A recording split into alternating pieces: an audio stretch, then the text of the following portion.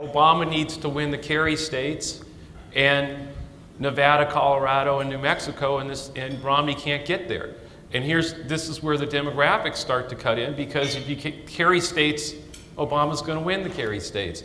So Nevada, New Mexico, and Colorado, where you'd say, boy, that's tough for Obama. Look at what's going on with foreclosures in Nevada. And of course, he should get all the blame for that, but we'll pass on that one for argument's sake here. The problem is, Romney cannot win those states with the differential he's running with Latinos and Hispanics. These are states with all three of those have sizable enough minority representation, particularly with Latinos, that you can't lose that group 68-19 or whatever, depending on what poll you're looking at now, and win those three states. And so give him one of them. That means Obama's got to pick off one of the toss-up states that he's now ahead in every single one of, some by 2, some by 7, but he's got to win every single. And so you get into the. That's why I'm not. Look, this is going to be fought out on the issues, on going forward, going back. He hasn't done anything in the economy. We've lost jobs. We've created jobs. We're going to have all that fight, and there's going to be plenty of money on both sides to have that fight. And it's going to be the most negative election that we have ever seen. Why? Because you've got a president with an approval rating of 47, below 50. You got a Congress on both sides with approval ratings lowest they've ever been in history. And you've got a Republican nominee who starts off with the lowest favorables of any nominee of either party and who's ever been at this stage of a campaign. So what? They're all going to talk about their positive vision for the future. I'm sure it's going to happen. It is. It's going to happen. But let me guarantee you, what's going to happen. It's going to be remember the Swift boat ads of 2004. It's going to be that kind of a campaign. By the way, regardless of what the two campaigns want, because even if the two campaigns decided that they were going to do something different, the super PACs and others are going to have a different view of how to win this thing.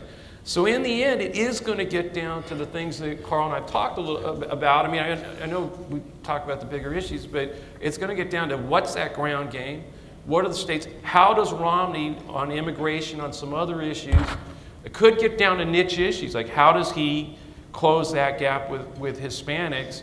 Because if he doesn't, it really forces him to start getting into a situation where there's only a few states left. Ohio, Look, Virginia, I agree Florida, with Joe that the like Hispanic vote is important. Just a number, Karl. I mean, you carried in 2004 44% of the Hispanic vote. Right. What was John McCain in 2008?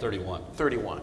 Can Mitt Romney win with 31% Oh yeah, of sure. the Hispanic Because vote? Romney had two problems. He had 5 million fewer Republicans turn out to vote. McCain, did you mean? McCain, excuse me. McCain had 5 million fewer Republicans turn out to vote, and he also had 3 million fewer veterans. That was really one of the interesting things to me. Lowest number of veterans to vote in a modern presidential election as percentage turnout among veterans, with a clearly, an authentic war hero. But Romney's, or the Republican National Committee's Hispanic liaison yesterday said, I think, if I was quoted accurately, saying, well, candidate Romney, Governor Romney, does not yet know what his immigration policy is. Yeah, look, he's got a problem on this issue, and he's got a problem with this voter group. But having said that, he's also got a big advantage.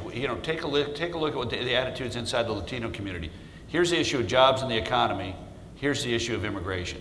So he does need to get better on immigration, but he needs to really drive home the economic issues, which gets back to the boldness. Two people have problems with Latinos: Mitt Romney and Barack Obama.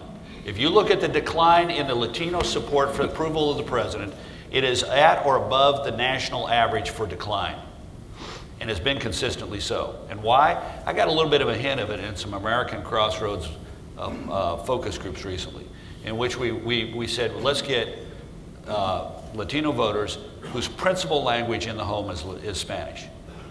And so you're not talking about, and people who are sort of, not partisans. So the swing voter. You're not talking about people who really are clued into a lot of American politics. They're just, they don't participate. There are all kinds of barriers and attitudes that cause them not to be, they would not be here in this room this morning voluntarily. And yet, And those were the attitudes. You know, the economy bad, I'm worried about my job, everything's getting expensive. Things that would not work well in terms of saying, I'm enthusiastic about being for Obama. But nonetheless, just sort of unglued from politics, except on one issue, immigration. He told us he would have comprehensive immigration in 2008. He had complete control. They knew that he was in control of the Senate, control of the House for 2 years, could have gotten it done. They knew that he promised to put forward a bill. They knew he had never put forward a bill. It hadn't gotten done. You misled us. This is just politics for you.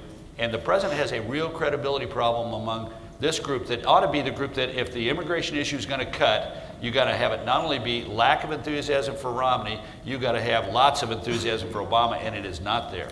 But the president has, I mean, Romney has backed himself into a corner on immigration during the primaries. I mean, and the administration is going to come out and say, are you for the DREAM Act or are you not for the DREAM Act? Which for those who don't know. So go get your own version of the DREAM Act, a la Marco Rubio. This is the bill that allows, if you've served in the armed forces or want to go to college, you can get on the path to citizenship. No, look, I think the Republican, look, we've had bruising primaries on both sides. We had it last time with God, we got a bruising primary on the Democratic side this time around. The guy who's the inmate in the federal prison of Beaumont gets 30% of the vote yesterday in the West Virginia Democratic primary and carries 3 counties in West Virginia. We got a bruising primary, federal inmate 15431. I don't know who the hell the guy is. It's one hell of a campaign. It's going to be top of the news.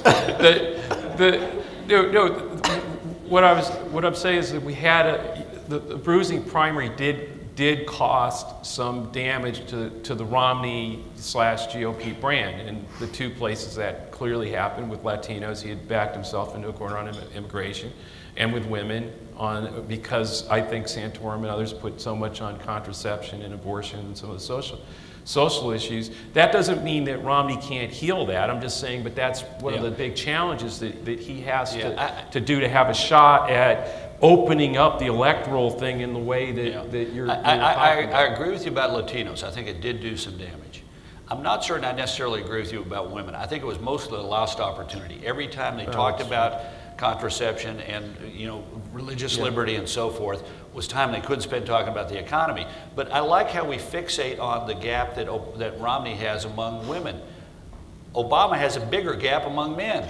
So we again have 2 guys who both have a gender issue problem. Obama cannot close it with men.